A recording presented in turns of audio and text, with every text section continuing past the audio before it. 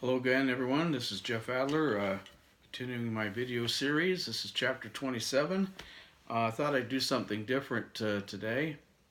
Typically, my videos are talking about political philosophy, and I might throw in a current event to bolster that idea.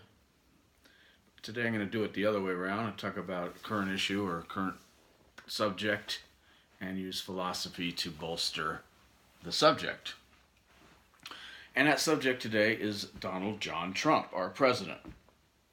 On Facebook, as you know, for the last almost 2 years now, I have refrained from talking about politics. I haven't shared anything about politics. It's been reduced strictly to these videos for those who want to watch them. And my life is so much better as a result. That's not to say I'm not watching the nutty stuff going on. It's not to say I don't notice it. The stuff being said, being passed on. I watch news almost every day. I hear, I listen, I notate, I catalog everything. So now it's my turn to say something about Trump. Now, to start, what I want to start out saying initially is I was not a Trump supporter. I was a Ted Cruz guy. And the reason that I was a Ted Cruz guy was because Ted Cruz had all the things going for Trump, at least in terms of politically speaking. But he had a number of things that Trump didn't have. Trump is smart, but he's more street smart. Ted Cruz is book smart. He's a Rhodes Scholar. He knew the Constitution by heart when he was 13 years old. This guy's been a model citizen. He's done work in many fields. He was a lawyer. He was Attorney General for Texas. He's a senator. But he wasn't an establishment guy. He often went against the establishment. He often went against his own party in Congress when he thought it was the right thing to do, which is exactly the lament of Republicans when they voted for Trump. Something they said they wanted. But for some reason, they didn't recognize it in Ted Cruz, and they voted for Trump anyway. But what he didn't have was any of Trump's boisterousness, his predilection to exaggeration, and his street fight mentality. He was more presidential, you might say. And although I knew why people were gravitating to Trump, I was thinking bigger picture, which is my way. And I was slowly realizing that the need for a Donald Trump was outweighing people's sense, at least on the right side of the aisle. And it turns out maybe they weren't wrong, but you still kind of hope for the better candidate if you can get him. Well, we didn't get him, and we got Trump. So I was never one of those trumpeters, as I called them. I wasn't one of these people who were just slavishly adhering to his every word that came out of his mouth, but I knew a lot of people who did, and I had debates with them, and I said, look out for this and watch out for that, and in some cases I've been proven right. In some cases I was wrong. And happily wrong, meaning turned out to be a good thing. So, with that in mind, just knowing that I am not and have not ever been a 100%, Trump all the time, he never does wrong kind of a guy, even to this day. I still have a lot of trouble with him. I still have a lot of problems with him. And I still have a lot of disagreements with him. But I had disagreements with George Bush. And I had disagreements with George H.W. Bush. Even if maybe probably a couple with Reagan. If I was, but at that point, I probably wasn't quite as knowledgeable to have those kind of disagreements, being only in my early 20s. But all that being teens and 20s.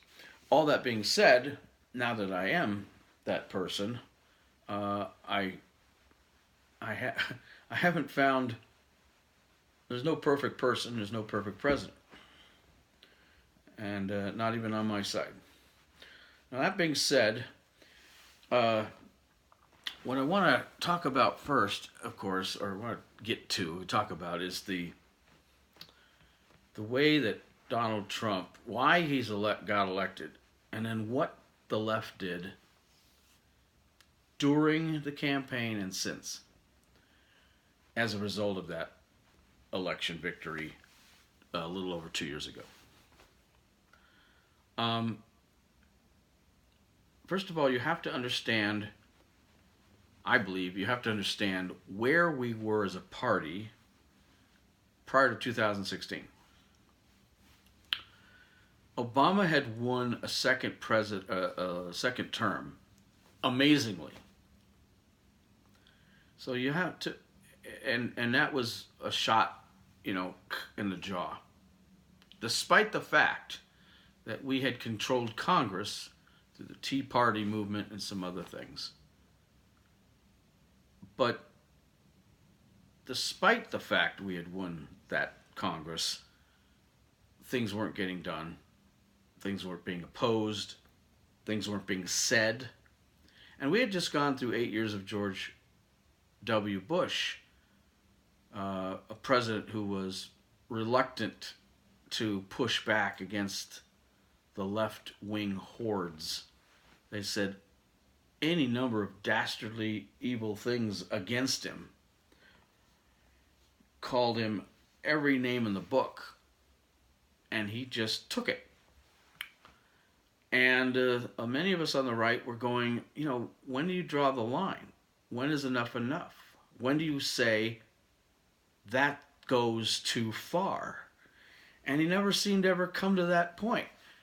Now, does that mean he was the thickest skinned president in history? I don't know. Maybe. Was he too tired and weary to fight back? I don't know. Did he take the office of the presidency and the job so seriously that he didn't think he would want to lower himself to the level of the left? More than likely, yes. But of course, those of us on the right who are looking for a few little chunks of red meat every now and then didn't get any food at all. The left feeds their own constituency red meat pretty frequently. The right does not. So we have to get our victories elsewhere. And when we don't get those victories elsewhere, we get put off. Things start to rumble and grumble and change. And by 2010, in the middle of Obama's first term, those winds of change started very organically, very naturally, in the form of the Tea Party movement. But the Tea Party movement had to get its wheels under it, and it had to get candidates elected, and it had to get those candidates sent to Washington, and those candidates in Washington had to finally do something. It would be years before their impact was felt at a administrative level. Meanwhile, scandal-ridden presidency gets itself reelected because we put up another feckless Republican, unwilling to do what's necessary to win. McCain was the same kind of creature. And of course, we all know McCain later became a useful idiot for the left, having reached his entire life trying to reach across the aisle only to have his fingers chopped off. and do it again just because it looked good. Um, you know, you'd think the guy would learn. He never did learn. Yeah, may he rest in peace, but he never did learn. Since Reagan, or maybe George Bush, but Bush basically rode in on the Reagan's coattails. The wave of Reaganism helped him in his first term. It didn't in his second term. He lost to Clinton. Plus, he broke a major promise. Read my lips, no new taxes. Oh, sorry, I've got to compromise because of this and that and the other thing. Compromise? Ah, yes. That dastardly little word, compromise. What is it, a compromise, exactly? What's it supposed to be? Because it sure ain't what it looks like from the Republicans. Compromise when two parties sacrifice something to reach an agreement. Except it always seems to me that every time someone on the right says, oh, there was a compromise, or even on the left, in terms of politics, it means that the Republican caved and the Democrat got what they want. And they both sit there and say, that was a compromise. That happens way and far too often. But, all these people on the right willing to compromise, trying to reach across the aisle, trying to take the high road, trying to keep things as they used to be, while all the while the Democrats are doing new, dastardly things and going lower and lower, their morals out the window, protocol, tradition, rules of the Congress out the window. And the Republicans desperately trying to hold on to the old ways, trying to still do things the right way, the honorable way. And, there's a time and a place for that. And good that they're the last bastion of any of that stuff in Congress, because the Democrats today, and they're not even within whiffing distance of any of that. But there comes a point, there comes a time when you gotta fight fire with fire. And one of the things I always lamented, I said it in my book, and I even said it on my book signing that I did right after the book came out. And that is, I talked about the Republicans need to learn how to win. The Democrats play this game better than we do, and they know how to win. They know how to win because they never back down. They never stop. They are relentless. They're disciplined. They coordinate efforts like nobody else. They pound the ground. They hit the ground running. They never compromise. Not really. And they're willing to willing to put anybody in office as long as it has a D on the end of their name, as long as an R doesn't get into office. It doesn't matter how egregious the person is. It doesn't matter what their background is. It doesn't matter what their history is. It doesn't matter if they got scandals and corruption, a litany of that in their background, in their past. They will still put that person up for election and in office if that person's going against someone with an R next to their name. They know how to win. They figure we'll worry about the rest later. That's why they can put a guy like Keith Ellison up for Attorney General in Minnesota.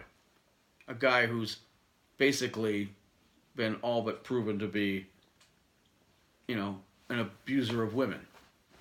That doesn't matter. Sounds like the perfect Attorney General for the left. The guy in charge of a whole state's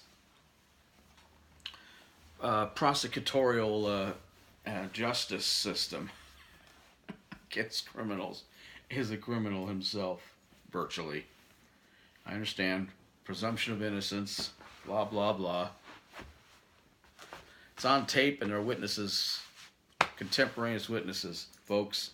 Something Kavanaugh never got. We'll get to Kavanaugh in subsequent part. They'll put anybody in. It doesn't matter. And then they'll keep electing them. Even worse, they'll keep electing the same vitriolic, hate-filled Looney Tunes. Stupid people. Because they come from districts that are so gerrymandered and so safe that no Republican could possibly win in these urban districts. And why would they want to? Frankly, so bad and horrible have these districts been, crime-ridden, and these districts turned into under the watch and care of the Democrat. People like Maxine Waters or Sheila Jackson Lee. I mean, these people's districts are just horrible. Oh, let's elect them again because, you know, we're liberals. We're insane because we like to keep doing the same thing and expect a different outcome. Or because we'll actually go ahead and sacrifice our whole livelihoods, our whole lives, by living in crime-ridden, drug-ridden, poverty-ridden districts and vote for the same loser candidate over and over again, knowing nothing will actually change if it means taking it to the Republicans, twisting that knife, having our bulldog, our guard dog, our mad dog, our rabid dog, like Maxine Waters, for instance, going out there and saying the silly shit she says. Pardon my French. That's worth living in poverty and having drive-by shootings and squalor and skid rows and graffiti, you know, plastered on the walls and all the rest.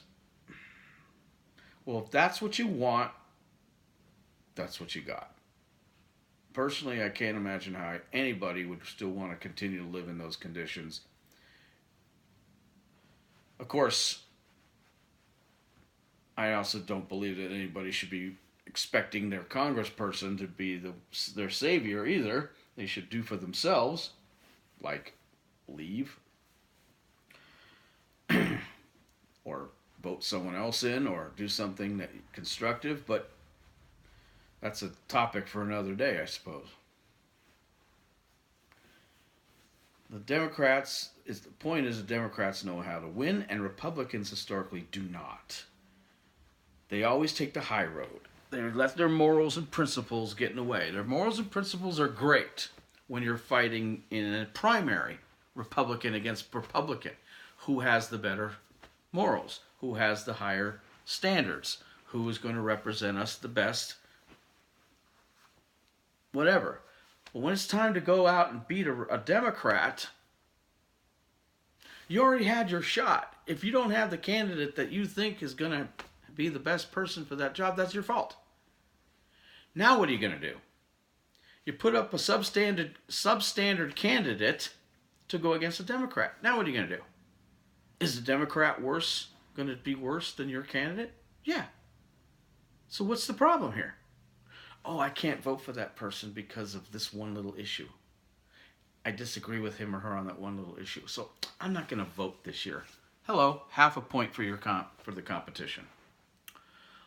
Oh, I don't want to vote for this person because you know, he once did something way back in his past, and the Democrats will just pounce on all that, and I don't want to be associated with that, so I'm not going to vote for him or her. Guess what? Numbnuts, you just lost another election. How are those principles working out for you now? Because now you have a Democrat in that office, and that's going to be worse than anything that's Republican, even if he only did a third or a half or even a third of the things you thought you wanted him to do or her to do. That's better than zero. So, Republicans don't know how to win. So you take that and the fact that the Democrats know how to win, and you take the organic movement where a mini revolution, if you will, where we're tired of feckless candidates and Congress people doing nothing and no pushback and no red meat, and you create a vacuum. And to fill that vacuum, something often that you don't expect fills that vacuum.